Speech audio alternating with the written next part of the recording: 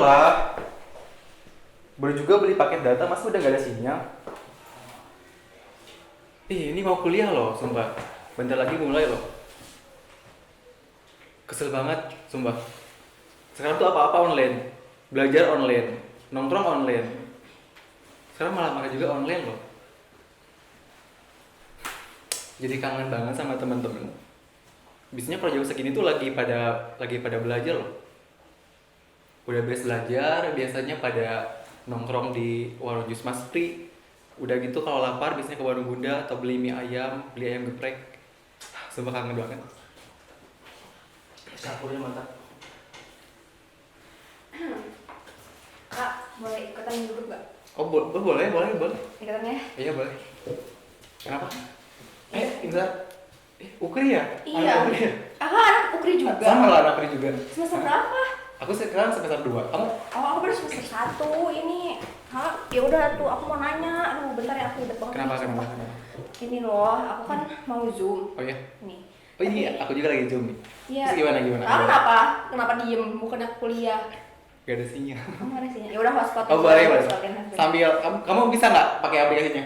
Nggak bisa. Makanya aku mau nanya Ya nih udah. sekarang. Aku hotspot, kamu nanya aku ya. Nah, sok. sekarang kamu udah. Gini. Bukan dulu soal aplikasi Zoom-nya. Ini. Iya. Nah itu udah masuk. Kan? Terus kamu dikasih link nggak sama dosennya? Iya dikasih, tapi aku kayak gini. Coba kemarin dulu ke linknya dulu. Nih, udah. Udah. Tuh pencet. Udah tuh loading wae. Oh nggak bisa ya? Coba ulangi lagi.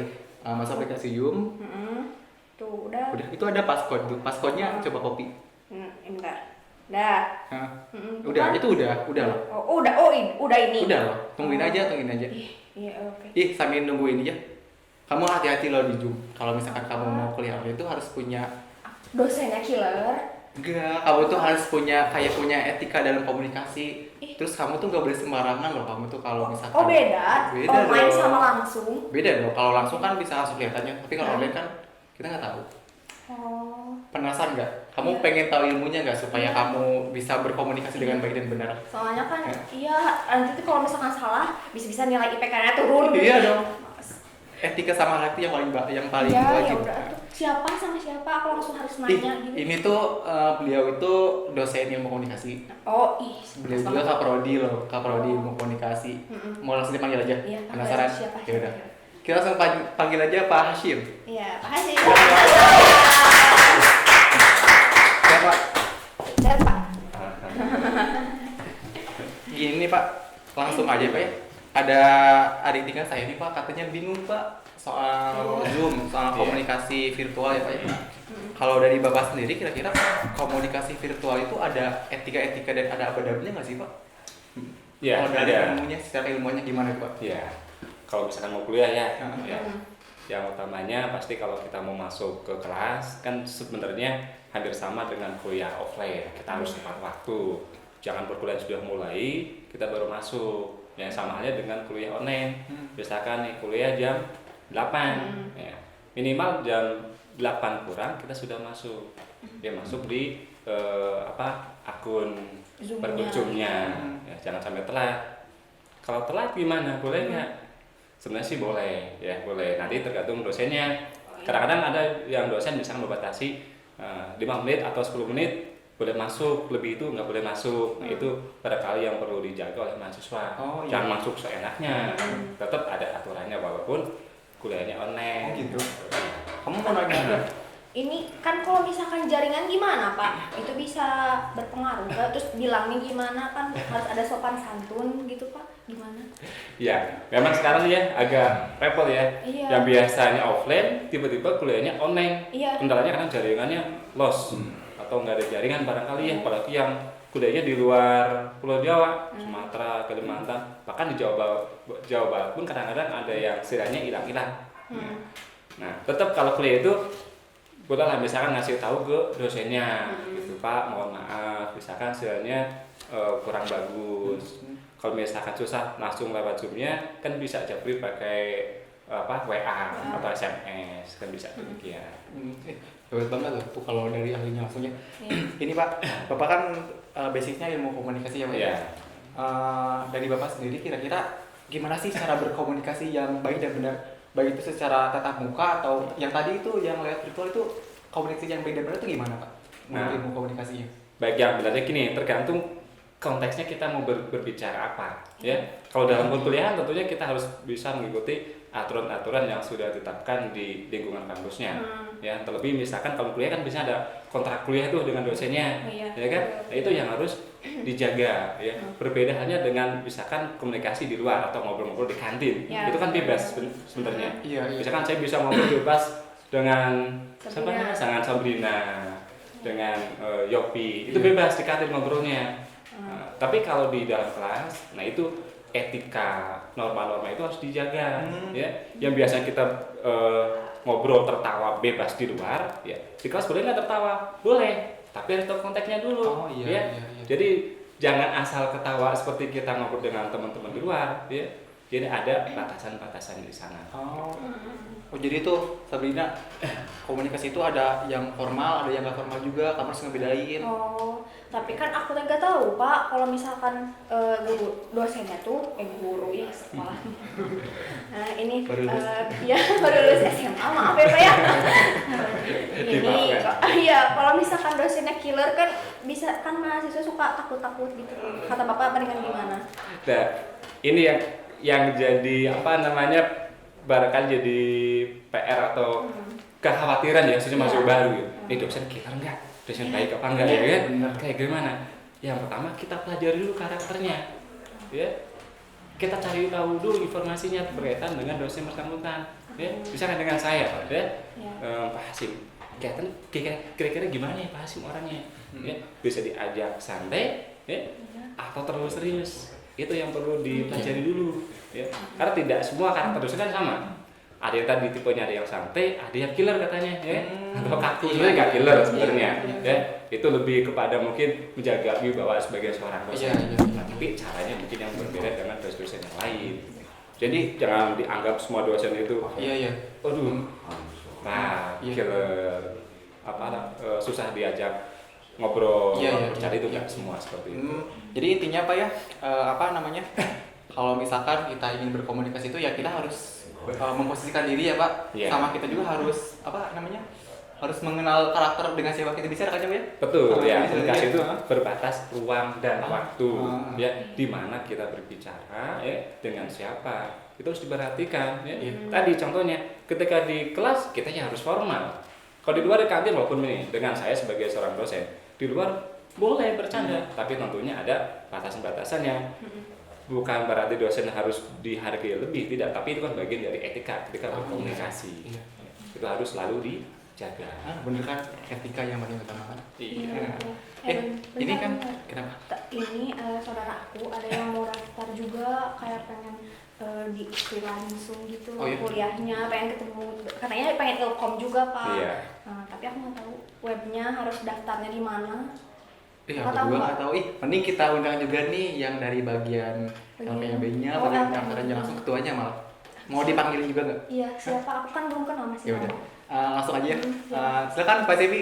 Halo Bapak. Sehat Pak? Alhamdulillah. Sehat Pak. Pak Sim. Gimana Sebi? Pak, saudara aku ini ceritanya dia tuh pengen masuk kampus, dia kan baru lulus kemarin. Pengen masuk Ilkom, terus di sini kan wah kebenaran di Ukri ada Ilkom juga. Pengen daftar tapi nggak tahu Sabrina gimana daftarnya. Ya. Jadi untuk masuk kampus itu kan harus daftar dulu nih. Nah daftarnya ada dua cara, ada offline, ya. Si calon mahasiswa itu datang langsung ke kampus, mendaftarkan. Oh dibuka secara offline? Dibuka, walaupun dalam masa sekarang kan dibatasi gitu ya. Baik waktu maupun jumlah pendaftar juga dengan melakukan prokes lah ya, prokes gitu. Nah kemudian kalau misalkan sama sekali tidak bisa langsung hadir, bisa online saja ke pmb.universitaskebangsaan.ac. Iya. Ke situ Pak. Nanti ada di sini ya. Nanti di sini. Ya. Iya. Nah, saksikan di sini ya nanti. Ada di sini semua. Terus Pak, kalau misalnya tentang apa tuh pembayaran pas masuknya pertama biaya pendaftaran. Gini Pak, Pak. Gimana? Karena kan kalau pertama lulus nih, salah satu yang terkenal dari kuliah Pak, siswa nggak mau kuliah itu karena biaya biasanya Pak. Gimana nih Pak? Gimana? Ya, jadi sebetulnya kalau kita melihat atau membandingkan antara biaya kuliah di UKRI dengan kampus lain, insya Allah UKRI masih terjangkau lah ya, bersaing lah, tidak mahal, apalagi mahal amat tidak ya. Nah, mahal amat itu ada Pak Ahmad di kampus ya. Tapi maaf Pak Ahmad, bukan saya pokoknya saya sambut Pak Ahmad kalau masih online nggak tahu ya Pak Ahmad yang mana. Itu Pak Ahmad tuh dekan FTSP ya. Iya, betul. FTSP. Nah, terjangkau lah. Insya Allah relatif terjangkau. Tapi kalau toh misalkan sekarang kondisinya lagi begini, ya, banyak perusahaan yang tutup, orang tua yang kena dampak, begitu ya. Nah, jadi kita juga menyediakan beasiswa. Oh, di UKRI banyak beasiswa juga? Banyak tidak ya, bagaimanapun juga kita batasin dan kita lihat juga calon mahasiswanya. Kalau toh memenuhi kriteria, ya mungkin kita akan berikan. Jadi tidak mudah begitu saja, begitu ya. Tetap harus menempuh prosedur yang berlaku, gitu ya. Misalkan yang paling pertama sekali adalah kesempatan warga negara ini ya untuk kuliah. Nah, kemudian disediakanlah beasiswa. Itu namanya kalau dulu disebutnya dengan bidik misi ya Pak. Nah, kalau sekarang diubah jadi Kartu Indonesia Pintar Kuliah. KIPK. Nah, itu bisa digunakan atau dijadikan tiket bagi calon mahasiswa masuk ke universitas bangsa. Kita sediakan. Silakan saja ajak teman-temannya yang mau kuliah, dan itu berlaku untuk lulusan SMA, SMK dan madrasah aliyah gitu ya. 3 tahun ke belakang. Artinya kalau sekarang 21, tahun 2021 bisa tahun 2020 dan 2019 masih ada kesempatan untuk daftar. Ajakin aja. Nah, cara untuk mendapatkannya itu daftar sendiri dulu melalui link KIPK strip Kemendikbud GoID. Nah, ini kan apa sih beasiswa ya? Itu kan dari pemerintah ya, Pak ya, dari pemerintah. Gini, bahkan pemerintah aja kan menganggarkan uang negara itu buat pendidikan itu. Betul. Nah, seberapa penting sih Pak, menurut Bapak berdua nih, seberapa penting sih pendidikan itu? Seberapa penting sih kuliah bagi rakyat kita itu? Seberapa penting sih? Mau siapa dulu yang jawab? Mau Bapak dulu atau Pak? Pasti silakan. Seberapa penting sih Pak pendidikan di kita tuh? Ya, pendidikan ya, khususnya untuk tidak hanya kuliah sebenarnya, pendidikan dari SD, SMP, SMA, ya sampai kuliah itu sangat penting. Bukan lagi berbicara penting, sangat penting. Ya. Bagaimana kita bisa membangun sebuah SDM yang bagus kalau pendidikan kita rendah? Ya. Nah, pendidikan itu dengan sendirinya bisa mempengaruhi pola pikir kita. Ketika pola pikir kita bagus, ya kita punya ide, punya gagasan juga yang bagus. Kita bisa membangun sebuah bangsa ini. Ya. Tapi dibalik kalau juga pendidikan kita rendah, kita tidak bisa mempunyai ide atau gagasan yang bagus untuk membangun sebuah bangsa. Itulah kenapa pendidikan itu sangat penting. Ya tidak berpenting ya, sangat penting. Ya. Tidak hanya dari pendidikan bawah, kuliah juga sangat penting hari ini. Ya. Apalagi pemerintah sudah mencanangkan ya. Kalau kemarin dulu ya belajar hanya 6 tahun aja, terus kemudian 9 tahun aja belajar. Ya kalau bisa kedepannya bisa ditingkatkan sampai S1 wajib belajarnya, untuk mendorong supaya SDM kita itu lebih unggul, bisa bersaing dengan negara-negara yang lain. Ya. Karena kalau kita lihat negara luar itu, negara lain ya, itu maju, ya karena pendidikannya juga maju. Ya. Jadi saya saling korelasi di sana. Saya juga pernah dengar ya bahwa ternyata di Indonesia itu merupakan salah satu negara yang pendidikannya itu masih tingkat rendah ya dibanding negara lain. Dari Bapak sendiri gimana, Pak Cepi? Ya, kalau menurut saya sama dengan Pak Sim, sangat penting sekali karena untuk meningkatkan indeks human index ya, indeks sebuah negara kan salah satunya dari pendidikan. Nah, kalau misalkan peluang atau kesempatannya dibuka untuk seluruh warga negara, maka berbanding lurus dengan profil dari sebuah negara tersebut. Kita sangat mafhum lah ketika misalkan membandingkan dengan negara lain, terutama yang di sana lah ya, di luar negeri sana kan ada tingkat pendidikannya sangat rendah. Nah kemudian negaranya pun juga tidak maju. Nah jadi ini peluang kalau menurut saya bagi semua warga negara untuk memanfaatkan kesempatan ini, yaitu kuliah, untuk meningkatkan diri sendiri, untuk meningkatkan kualitas juga ya, kualitas di lingkungan maupun di lebih besar di negaranya, gitu ya. Sangat penting lah. Jadi tolong sampaikan juga bahwa kesempatan itu sangat luas, gitu.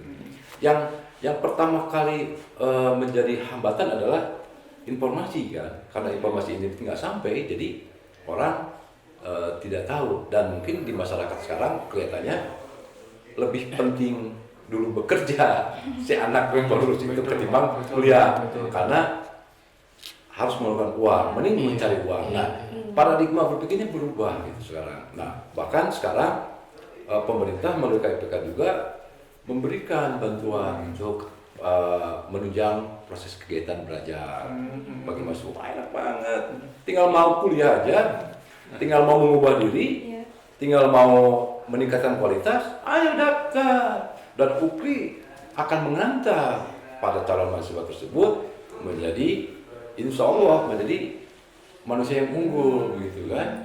Nah, itu langsung aja adik kamu tuh suruh ke sini ya. Suruh ke sini. Iya. Ada berapa jurusan sih di kita? Iya bang, berapa Ada jurusan? Oh, jadi sekarang ini ada 10 jurusan, Ya. 10 program studi gitu ya, di bawah 5 fakultas. Oh, ada 5 fakultas. 5 fakultas. Jadi memang kita terus untuk berkembang, dan insya Allah dalam waktu dekat juga akan menambah fakultas dan program studi. Nah, karena sekarang masih dalam proses, mungkin dalam waktu dekat juga kita sudah punya fakultas baru dan prodi-prodi baru gitu. Nah, yang existing sekarang itu 5 fakultas ya. FTSP, Fakultas Teknik Sipil dan Perencanaan, itu membawahi 2 prodi. Arsitektur dan teknik lingkungan. Kemudian FTI itu membawahi 3 FTI itu Fakultas Teknik Industri ya. FTI. Nah, itu membawahi 3 ya, 3 prodi ya. Di antaranya Teknik Industri, Elektro, Mesin. Nah, itu baca di situ lah. Di brosur. Netizen mau tanya netizen. Oh, silakan. Boleh, Pak. Silakan. Kalau misalnya batas usia mau kuliah gimana Pak? Saya kan umurnya agak 25 ke atas misalnya. Apakah ada batas usia buat kuliahnya gitu Pak? Oh, iya. Masuk gitu. Betul. Jadi kita membuka kesempatan untuk yang sudah katakanlah lama dari sejak SMA sampai sekarang gitu. Kita berikan kesempatan silakan untuk berkuliah. Nah, kita juga menyediakan 2 kelas ya, antara reguler A dan reguler B. Nah, kalau toh misalkan yang sudah lama tidak kuliah itu ya, usianya sudah 25 tahun ke atas dan dia sudah bekerja, maka bisa mengambil kelas di reguler B. Reguler B itu diselenggarakan sore hari sampai malam gitu. Nah, Maksudnya ke reguler B itu masuk ke kelas karyawan berarti ya, kalau dinamakannya? ya kelas sore lah. Kita tidak menyebutnya sebagai kelas karyawan ya, tapi kelas sore gitu.